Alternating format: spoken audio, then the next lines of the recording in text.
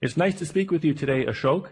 And today I'm looking forward to this interesting topic about will IDNs or integrated delivery networks replace the current GPO model and impact the $600 billion supply chain. Before we start, can you provide a brief background of yourself? Sure. Dustin, first of all, thank you very much for having me. It's a pleasure being here. Since you've interviewed a lot of great people in the supply chain area, it's a pleasure to be here. I am the founder and CEO of NoGPO.com. We are an exchange or a marketplace that brings the suppliers and the hospitals on a common platform so that they can conduct the business without the middlemen, i.e. the GPOs. Can you start by talking about, explain what is IDN? IDN is short for Integrated Delivery Networks. This is nothing but a chain of hospitals or a group hospitals decide that they have enough mass and enough volume within their hospitals. So they create an integrated delivery network with or without the participation of the group purchasing organizations so that they can basically leverage the volumes that they have and be able to get better pricing and other things from the suppliers, and also be able to share best practices within their network of hospitals. Why are they becoming popular?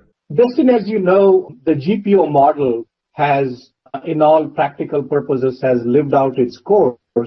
GPOs are the only industry that were allowed by the government to actually and lawfully accept a 3% commission on the volume that passes through their hands. And over a period of time, that 3% has increased to anywhere from 15 to 16%. And the integrated delivery networks are realizing that if they were to build the supporting infrastructure, they can pretty much do majority of the buying directly from the suppliers, and thereby they don't have to pay this enormous amount of money to the group purchasing organizations, and they can better run their supply chains and also better control their relationship with the suppliers, and that is not happening today. So the GPOs control all of the flow of the material and the information that passes through these entities.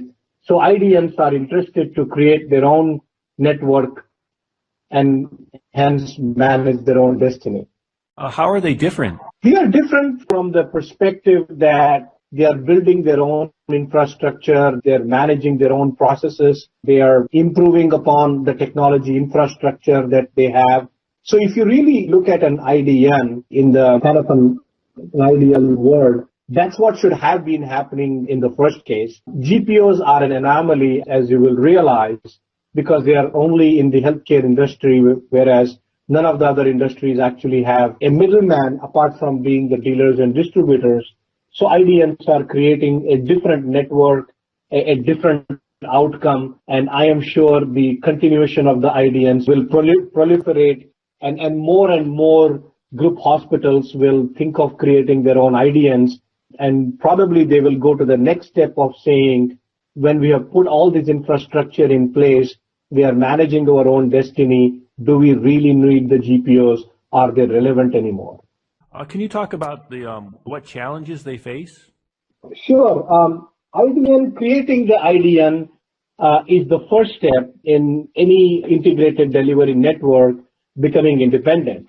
But that doesn't mean that the success is guaranteed, right?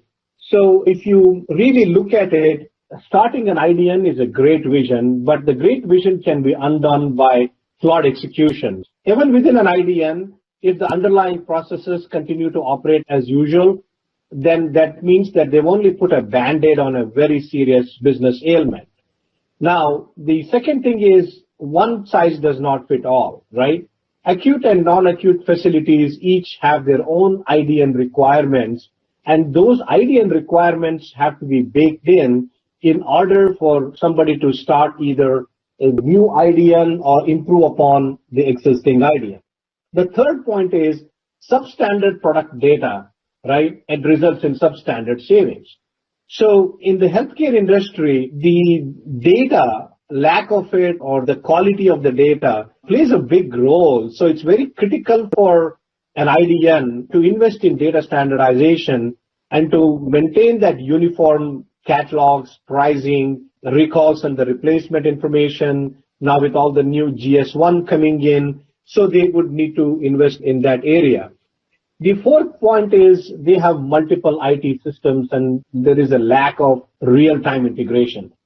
So an IDN, if you will see when they start their journey, oftentimes they have depended on the GPOs to provide some technology infrastructure, and they have acquired some technology on their own. And whenever there is a mergers and acquisition situation, that system actually gets a lot more complex. So the systems really don't speak the same language. They don't talk to each other, as a result of which they're all in silos. You can't get the information out. If you can't get the information out, that means you can't get the business intelligence.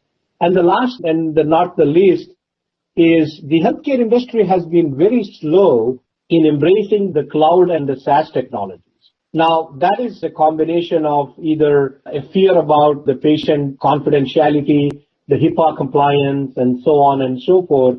So if they were to embrace some of these newer technologies, that would greatly help an IDN, either somebody building a new IDN or improving upon the existing IDN becomes very powerful. How can existing IDNs become more successful, and what can new IDNs do to lay the groundwork? I think the first and the foremost is to be able to clearly define why are you even forming an IDN, right? Do you have a cultural ethos in the company where you can bring about these changes? And IDNs are going to require a substantial amount of investments in terms of people, process, and technology. And if they were to cover all those bases, then if they were to select a technology and build some of the supporting services on top of that core technology, then they are building an ecosystem that helps them to work very effectively with their suppliers and be able to remove all those obstacles that can be in their way for success. Well, thank you, Ashok, for sharing your views today on this topic. Thank you very much, Dustin. It's been a pleasure speaking to you, and I will look forward to your posts and informative posts on LinkedIn. Thank you.